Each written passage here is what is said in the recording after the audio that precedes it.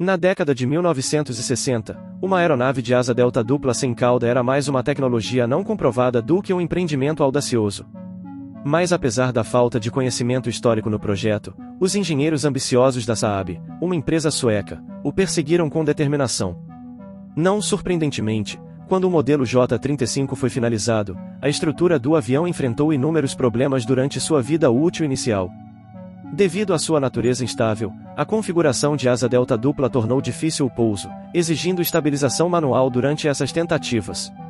Os suecos não sabiam que esse desafio proporcionaria uma oportunidade única de descobrir uma manobra ainda desconhecida para qualquer outra nação, a cobra.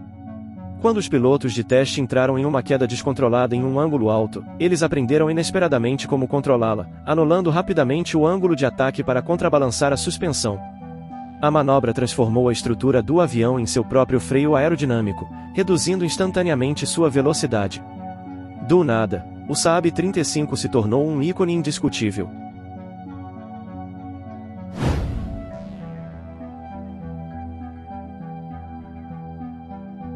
Após a Segunda Guerra Mundial, o desenvolvimento da tecnologia de caças a jato avançou significativamente, e a Suécia não ficaria para trás. O país previu a necessidade de um caça supersônico capaz de interceptar bombardeiros em altitudes elevadas e também de se envolver em combates com outros aviões. No outono de 1949, a Força Aérea Sueca, por meio da Administração de Materiais de Defesa, anunciou um conjunto recém-formulado de requisitos para um interceptador de ponta. O avião deveria ser capaz de atacar bombardeiros hostis na faixa de velocidade transônica. Portanto, o requisito original especificava uma velocidade máxima de pelo menos Mach 1.4. Em 1956, o requisito de velocidade máxima foi revisado para Mach 1.7, 3 anos depois, elevado para Mach 2.0. Além disso, a cabine deveria acomodar um único piloto e permitir operações de combate em todas as condições climáticas, tanto de dia quanto de noite. Além disso, o avião deveria operar em pistas de pouso simples enquanto carregado com todos os equipamentos necessários para neutralizar aviões bombardeiros a jato modernos.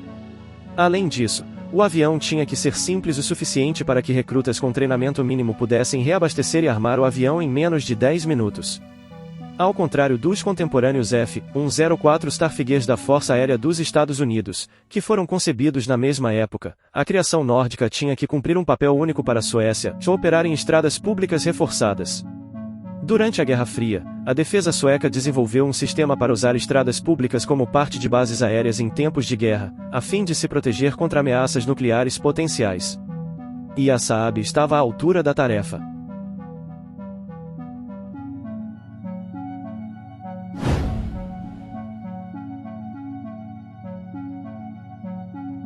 Atender a todos os critérios para a aeronave interceptadora avançada foi uma tarefa desafiadora para os engenheiros e projetistas. Como estudos preliminares revelaram, o uso de uma configuração de asa delta poderia resolver a maioria dos problemas críticos.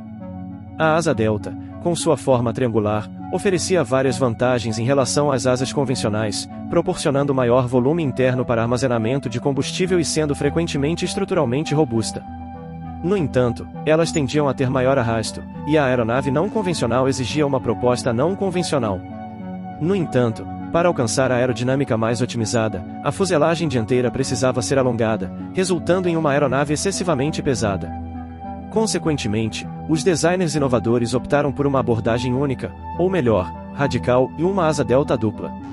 Por mais promissora que a asa delta dupla parecesse, a configuração era totalmente inédita. E em uma era anterior ao surgimento dos testes assistidos por computador e simulação de voo, os engenheiros enfrentaram uma tarefa lenta e laboriosa. A solução ideal exigia extensos testes em túnel de vento para explorar o comportamento incerto da configuração. Embora os modelos em escala tenham sido úteis para a prova de conceito, apenas testes de voo reais poderiam fornecer insights valiosos.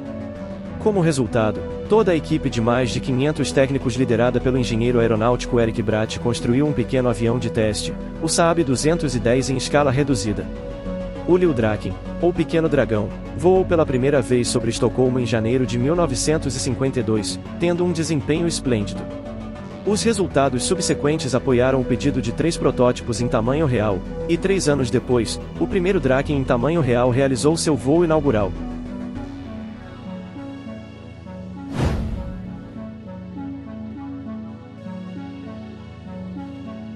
Com exceção de um pós-combustor, o primeiro protótipo completou com sucesso seu primeiro voo. No entanto, como relatado pela Flight International, foi necessário um programa de testes de voo incomumente intensivo para definir completamente a velocidade excepcional, o alcance e os sistemas complexos da aeronave. Por outro lado, o segundo protótipo, equipado com um pós-combustor, quebrou acidentalmente a barreira do som enquanto subia em seu primeiro voo. A configuração de asa delta dupla não era apenas funcional, mas também se mostrou excepcional. Nos anos 1960, os pilotos suecos da Saab descobriram a manobra Kort Parad, ou Cobra, um estado controlado de a super parada. A exibição tecnicamente desafiadora envolvia levantar rapidamente o nariz, fazendo com que a aeronave voasse perpendicularmente ao solo. Em seguida, de frente para o céu, o piloto transformaria a estrutura do avião em um enorme freio aerodinâmico para diminuir a velocidade do veículo o mais rápido possível. Embora não fosse diretamente aplicável a cenários de combate, a manobra demonstrou a tremenda capacidade de manobra do Saab 35. Na verdade, o Saab 35 era 2 vezes mais capaz do que outros jatos monomotores de sua época, tornando possível dispensar um estabilizador. O resultado era um perfil aerodinâmico elegante, mais direto. Por mais distintiva que fosse a asa delta dupla, a fuselagem circular era quase indistinguível de sua superfície, antecipando o que seria conhecido como a corpo de asa integrada. Por outro lado, a porção interna da asa era uma superfície de corda larga que se estendia quase até as entradas de ar do motor. Para um desempenho em alta velocidade, a borda de ataque da asa interna tinha um ângulo de 80 graus, enquanto a asa externa tinha um ângulo de 60 graus para velocidades mais baixas. No geral, a asa delta dupla provou ser extremamente capaz.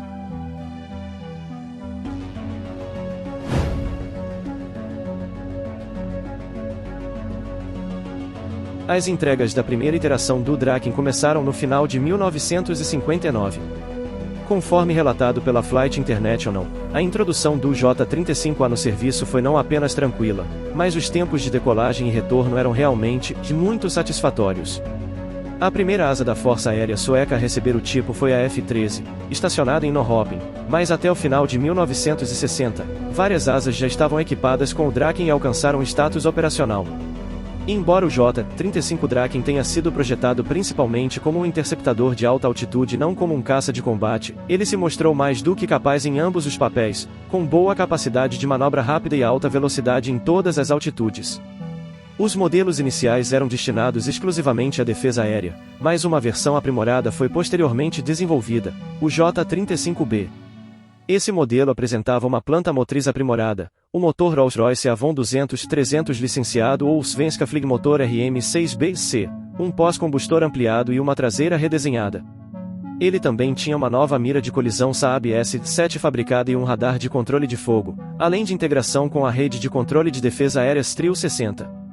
Nada menos que 651 dragões foram fabricados, com a frota sueca incorporando 6 versões diferentes. Eventualmente, 2 modelos adicionais foram oferecidos para exportação, principalmente para a Dinamarca e a Finlândia. Essas variantes estavam equipadas com um radar de controle de fogo Airbus II, fabricado pela Ferrante, que era eficaz na aquisição de vários alvos ar-ar ou ar-superfície. Além disso, o modo de mapeamento terrestre funcionaria em conjunto com os sistemas de navegação. É importante destacar que o Saab 35 foi tão bem sucedido fora da Suécia quanto dentro dela.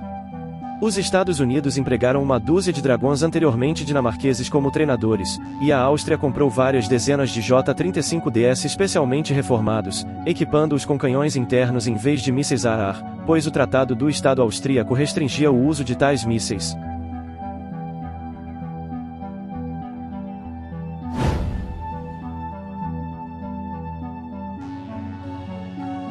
Em sua maior parte, o cockpit do Draken apresentava instrumentação de origem sueca, com modelos mais recentes introduzindo várias melhorias, como uma cabine revisada e aviônica mais moderna, incluindo um piloto automático de 3 eixos. Uma disposição típica incluía 2 unidades de rádio separadas, uma rede de dados de alta velocidade e 2 sistemas de navegação. No entanto, como o Manche não possuía um sistema de feedback natural, um sistema de forças artificiais era gerado. A fuselagem consistia em uma seção dianteira e traseira parafusadas juntas. A seção dianteira, integrada com os dutos de admissão e a asa, acomodava o radar de controle de fogo, a cabine, o trem de pouso dianteiro, tanques de combustível integrais e outros sistemas. Da mesma forma, a parte traseira, fabricada como uma peça única com a asa interna, continha a planta motriz e o pós-combustor, tanques de combustível tipo saco, trem de pouso principal, paraquedas de arrasto e armamentos. O armamento principal do Draken era carregado externamente, com até 4 mísseis Arryn 9 Sidewinder pendurados em pontos fixos sob as asas e fuselagem. Cargas úteis alternativas incluíam uma variedade de bombas e foguetes, além de disposições para instalar um par de canhões de 30 mm alojados em cada painel de asa interna ou tanques de combustível adicionais que poderiam ocupar o mesmo espaço. No modo de reconhecimento, o J-35 poderia ser equipado com vários pods de câmera sob a fuselagem.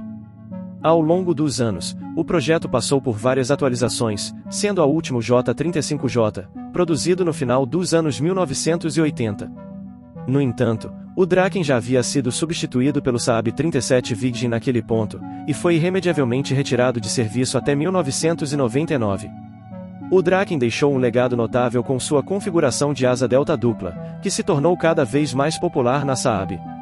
A aeronave permaneceu em uso em alguma capacidade até meados dos anos 2000, por meio de um programa de extensão de vida útil, encerrando sua vida útil após cerca de 5 décadas, uma longa vida para uma aeronave supostamente experimental.